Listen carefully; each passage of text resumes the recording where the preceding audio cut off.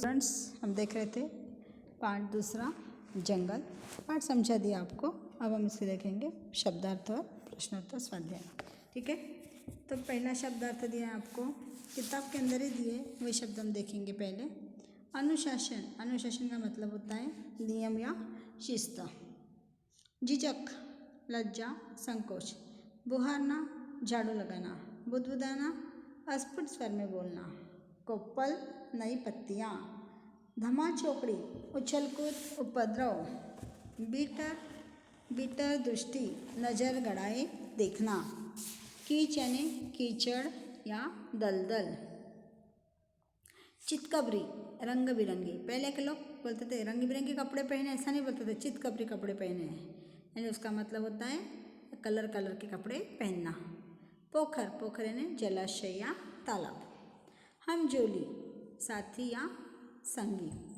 निस्पंद, निश्चल, स्तब्ध। प्रतिवाद, खंडन, विरोध। समझ में आया? प्रतिवाद का मतलब खंडन करना या विरोध करना। निस्पंद, निस्पंद का मतलब होता है निश्चल या स्तब्ध, कोई शब्द बोलना नहीं, चुपचाप खड़े रहना। ये हो गए हमारे शब्दार्थ। अब इसके बाद में आपको दिए हैं मुहावरे। मुहावरे का अर्थ दिया गया है, इसका आपको वाक्य में प्रयोग कर लेना है। तो पहला दिया है घोड़े बेचकर सोना, निश्चिंत होकर सोना, कोई प्रकार की चिंता फिक्र नहीं करना। घात लगाना, किसी को हानि पहुंचाने के अवसर ढूंढना। घात लगाना, किसी को हानि पहुंचाने के अवसर ढूंढना। और समझ में योग्य शब्दार्थ। आज हम देखेंगे हम विशेषताएं। प्रवाह तालिका, कहानी के पात्र तथा उनके स्वभाव की विशेषताएं। क्या दिया गया आपको? कहानी के पात्र, कौन कौन से कहानी के पात्र थे वो लिखना है, और उनके पात्र लिखने के बाद में उनकी विशेषताएं लिखना है आपको। समझो, हमने लिखा पीयूष, तो पीयूष कैसा था?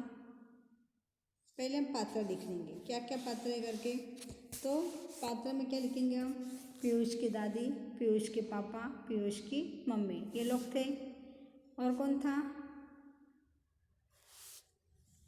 और उसकी आंटी थी, सोनू मोनू थे, ये सारे लोग थे उसके अंदर। तो हमको क्या देना है? पात्र। पात्र लिख दिया। विशेषता, समझो हमने लिखा पीयूष की दादी। पीयूष की दादी कैसी थी? कॉलेज में पढ़ाती थी और पीयूष के साथ में बहुत समझ कर उसको समझाने की बातें करती थी। ये हो गया पीयूष की दादी का पात्र। उसके बाद में पीयूष के पापा। पीयूष के पापा कैसे थे? पीयूष के पापा, उसके बारे में आपको लिखना है कि पीयूष के पापा थे और उन्होंने पीयूष को, जब सोनू मर गया था तो उसको कहा उन्होंने इसे जल्दी से नदी नाले में फेंक दो, पास वाले नाले में फेंक दो, यानी वो जल्दी जवाब देने वाले व्यक्ति थे। इस प्रकार से उनका व्यक्तित्व हम लिख सकते हैं। उसके बाद में दिया हमको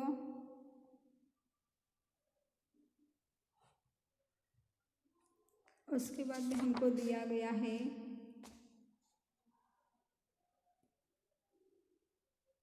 तविषा। तविषा कौन थी? इसकी मामी थी पीयूष की। वो कैसी थी? आज्ञाकारी बहू थी और प्यार करने वाली माँ थी। पीयूष से बहुत प्यार करती थी। और बहू किसकी थी? तविषा की बहू थी। तविषा की नहीं, मांडवी दीदी की बहू थी, तो बहुत आज्ञाकारी बहू थी, ऐसा लिख सकते हैं हम। शैलेश, शैलेश क्या? मैंने पीयूष के पापा। पीयूष के पापा कैसे थे? आज्ञाकारी पुत्र थे। और पीयूष कौन था? पीयूष एक बहुत छोटा नासमझ बच्चा था और पशु पक्षी से बहुत ज़्यादा प्यार करता था, प्रेमी था, पशु पक्षी का प्रेमी था।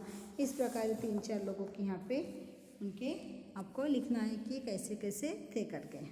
ठीक है, उसके बाद में आपको दूसरा प्रश्न दिया गया है रिश्ते पहचानिए करके। दादी और तविषा। दादी और तविषा, दादी कौन थी?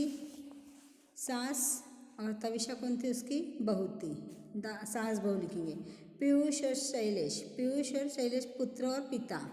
तविषा और शैलेश पति पत्नी। शैलेश और दादी पुत्र और माँ।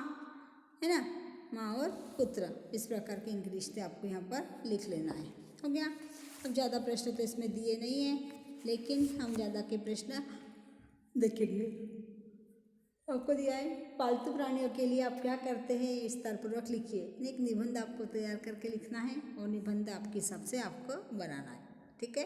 अब देखेंगे हम ज़्यादा के प्रश्न इसके अंदर क्या दिए गए हैं। तो पहला प्रश्न आपको दिया गया है कि संजाल पूर्ण कीजिए। संजाल पूर्ण कीजिए, इसके अंदर आपको दिया है आकृति वही झाड़ू पोछा करने आई। कौन आई थी झाड़ू पोछा करने, कौन आई थी बता सकते हैं आप? कमला आई थी। प्ले स्कूल से घर आ जाएगा, कौन आता है प्ले स्कूल से घर? पीयूष। घोड़े बजकर सो रहा है, सोनू। घर बुलाकर सोनू को दिखाया, किसको बुलाया था घर पे? बच्चों के डॉक्टर को। तो तब हमने उसको बुलाया था, तबीयत ठीक नहीं थी सोनू की, तब उसको हमने बुलाया था। ठीक है। अब उसके बाद में हमको दिया है दूसरा प्रश्न, विधानों के सामने सत्य असत्य लिखिए। सत्य होगा तो सत्य लिखो, असत्य होगा तो वहाँ पर असत्य लिखो। इस प्रकार से प्रश्न आपको दिया है। तनिषा सचेत सोनू को देख घबरा गई। तनिषा सचेत सोनू को देख घबरा गई। अचेत सोनू को घबरा गई थी, सही बात है, तो वहाँ पे लिखेंगे हम सत्य। सोनू सोफे के नीचे सोया था।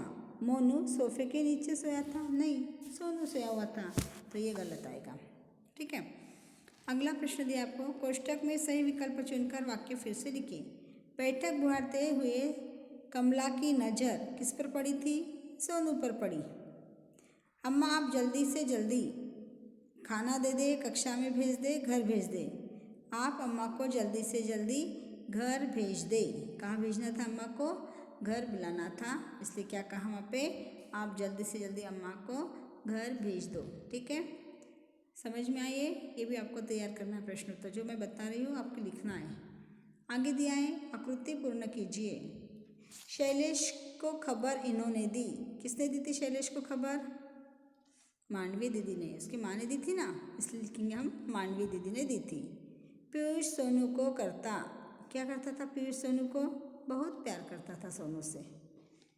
इसका मन अबोध था, किसका मन अबोध था? पीयूष छोटा बालक था, उसका मन अबोध था। ठीक है। बाद में दिया आपको उत्तर लिखना है। शैलेश ने माँ को क्या जवाब दिया? शैलेश ने माँ को क्या जवाब दिया? क्या कहा था उसने? शैलेश ने कहा था चौकीदार को कहकर सोनू को उठाकर अपार्टमेंट से नाले में फेंकवा दो। क्या कहा था शैलेश ने? चौकीदार से कहकर सोनू को उठाकर अपार्टमेंट से लगे नाले में फेंकवा दो। माँ की इच्छा थी, क्या इच्छा थी?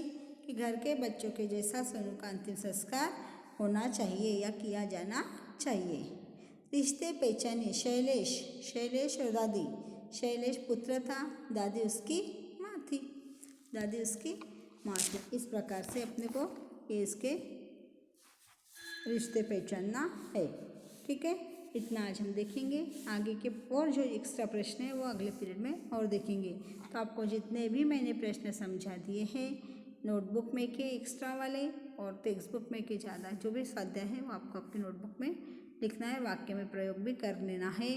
जो 3 शब्द आपको दिए गए, 2 ही दिए, घोड़े बेचकर सोना और घात लगाना, इसका आपको वाक्य में प्रयोग करके लिख लेना है। ठीक है, ओके।